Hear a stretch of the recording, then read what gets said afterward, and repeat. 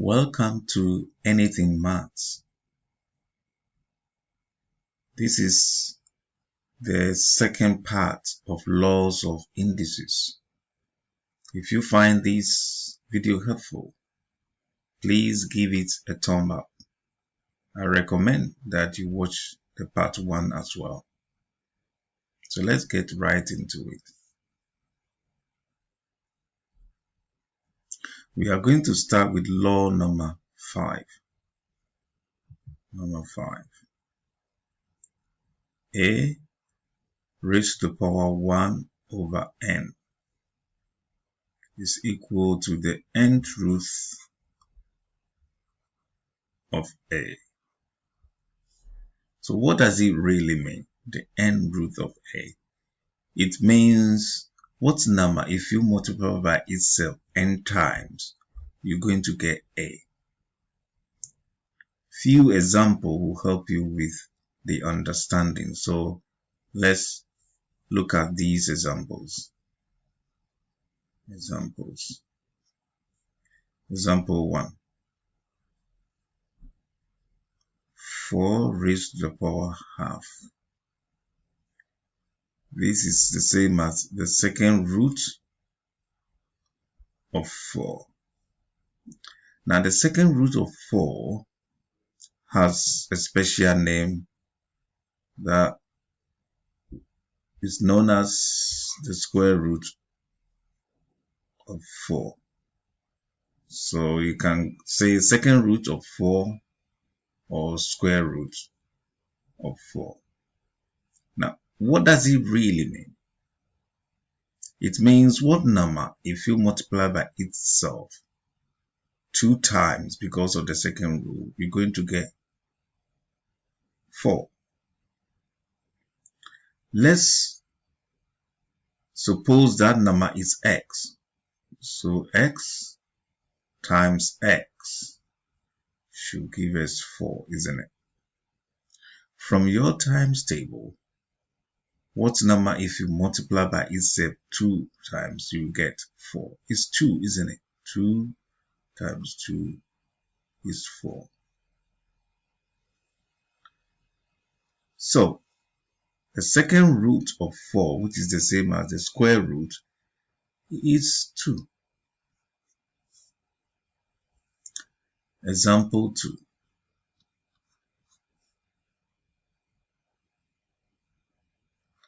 8 raised to the power 1/3.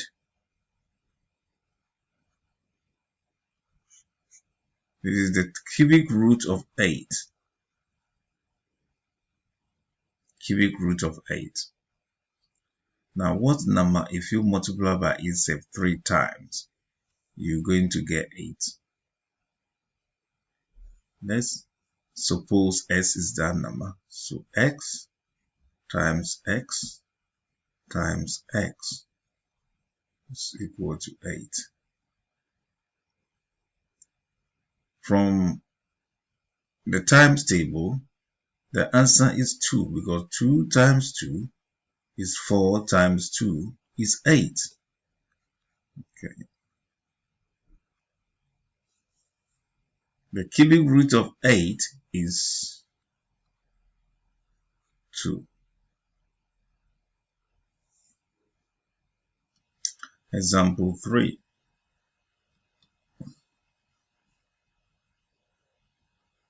27 raised to the power 1/3. Cubic root of 27. Suppose that number is x. So it's going to be x times x times x is equal to 27. According to your times table, 3 is that number. 3 times 3 is 9 times 3 is 27. So the cubic root of 27 is 3.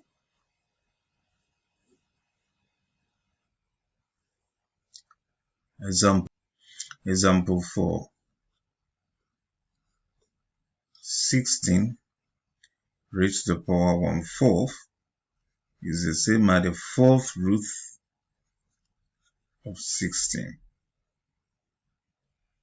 Let's suppose that number is x. So x times x times x times x 4 times should give us 16. Now from our times table, it means 2. 2 times 2 is 4 times 2 is 8 times 2 is 16. So the fourth root of 16 is 2. From this example, we can see that implementing or applying this law is not all that difficult.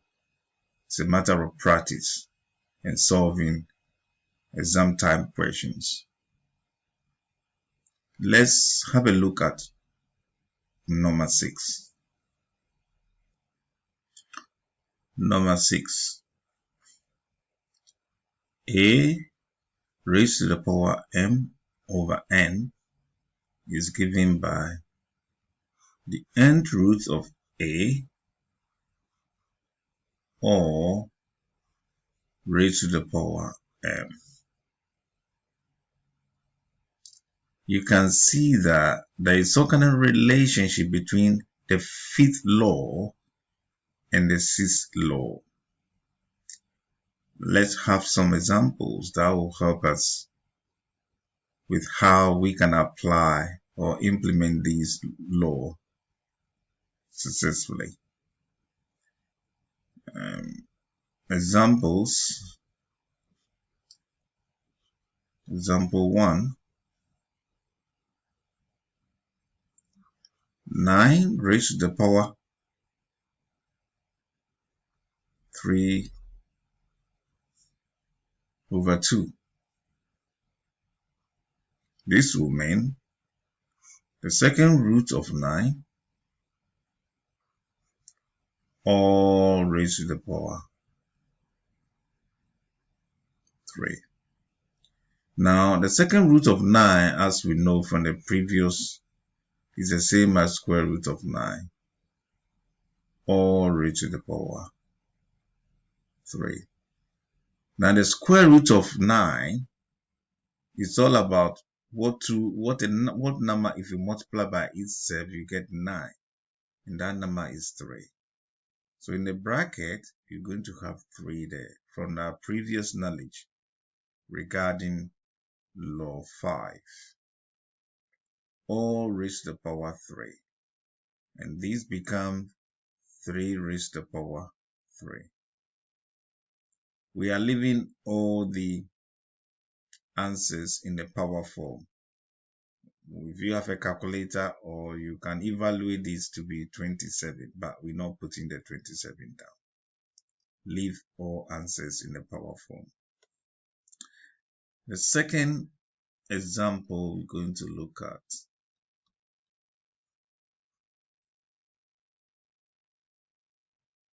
go to 27 raised to the power 2 over 3.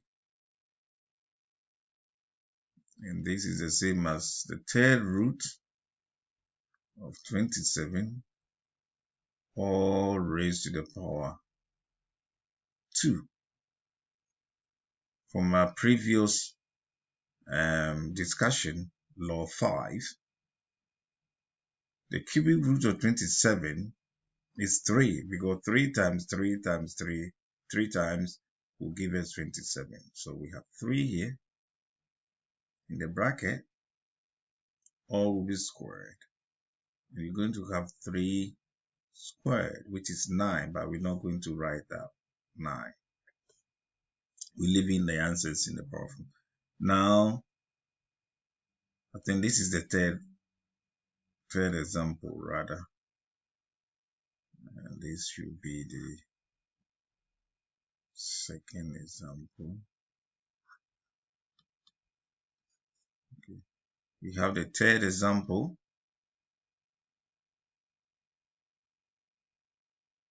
Now, 16 raised to the power 5/2. You're going to have the square root, which is second root of 16, all raised to the power 5. And the question is, what number, if you multiply by itself, you get 16? It's 4. So that's the square root of 16. It's 4. And the answer is 4 raised to the power 5.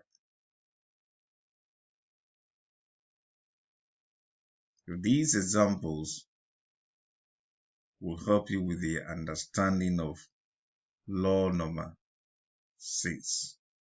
I'm going to make a separate videos that we're going to go through examination type of questions, and that will help you how to apply these laws and to examination type of questions. Law 7. Law 7.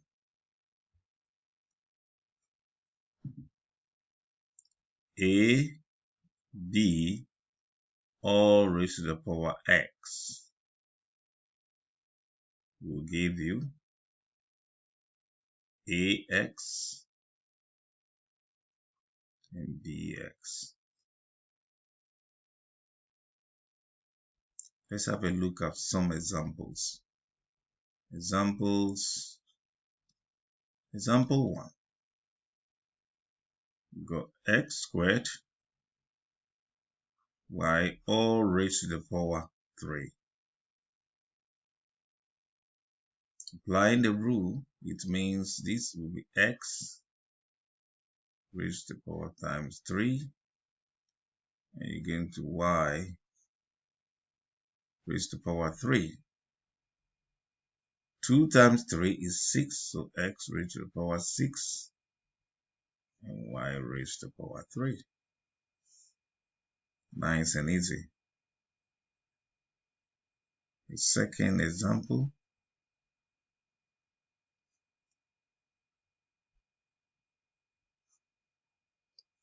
Two t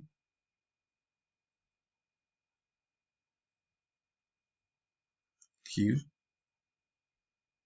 2 all raised to the power 2.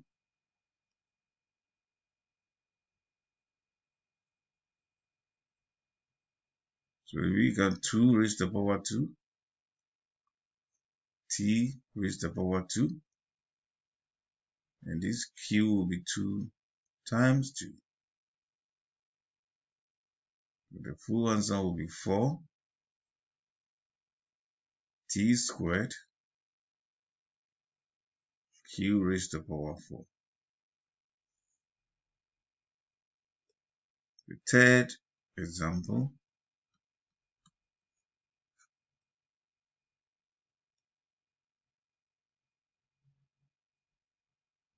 Five t minus 1. So 5 t raised to the power minus 1 all raised to the power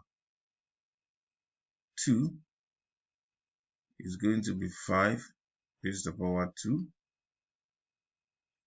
t minus 1 times 2.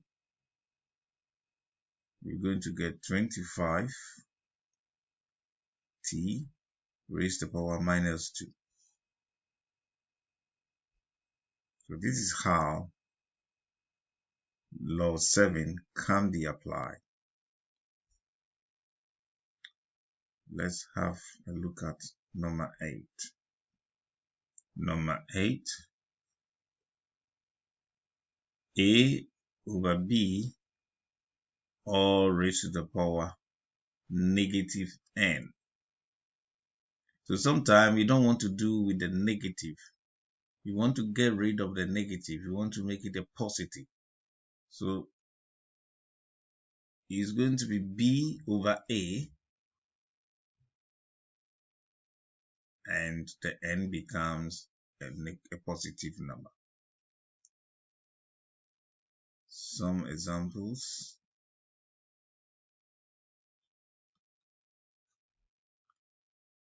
5/7 all raised to the power -2 can now become 7/5 all raised to the power 2, and that becomes 7 squared all raised to the power 5 squared.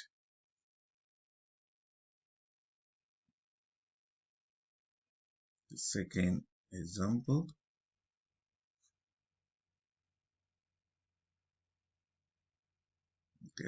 W/T all raised to the power -4 now becomes T/W all raised to the power 4, and it becomes T raised to the power 4 all over W raised to the power 4.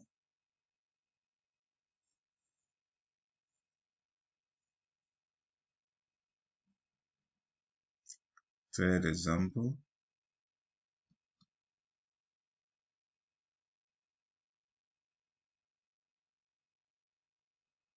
(9/17)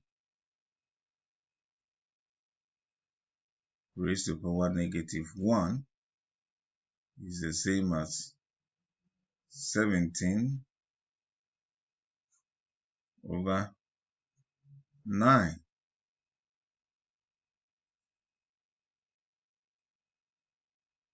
Number 4,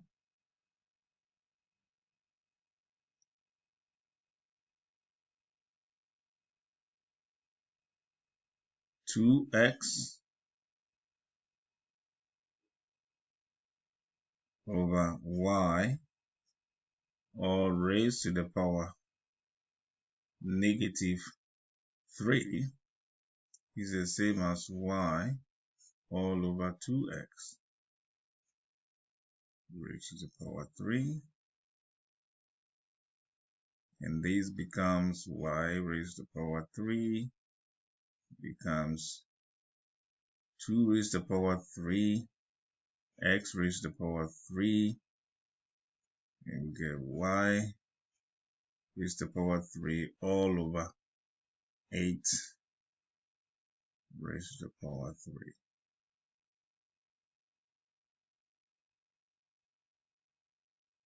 Let's have a look at rule number 9. Rule number 9, there are a few things you must know. A raised to the power 0 is 1. That's the first thing you must know. The second thing is A without any power at all, it means it's raised to the power 1. This is so important. Many students don't know that. So A without any power is raised to the power 1. Example, if you have 10 raised to the power 0 is 1.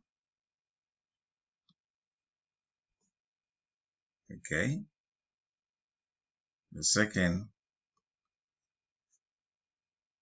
x raised to the power 0 is 1.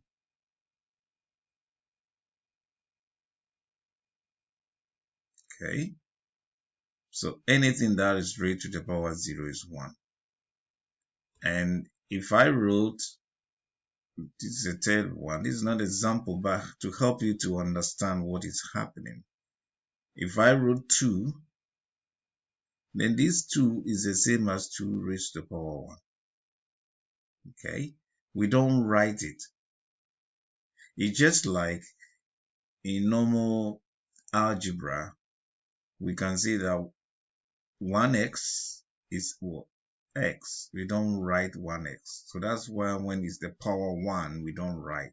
So all the whole numbers that you've been writing, 1, 2, 3, 4, 5, up to whatever you can number, they are all raised to the power 1. It doesn't really change it. Okay. So these bring an end to the laws of indices. If you found this video helpful, please give it a thumb up and also do subscribe so that when I upload a new video, you're going to be notified.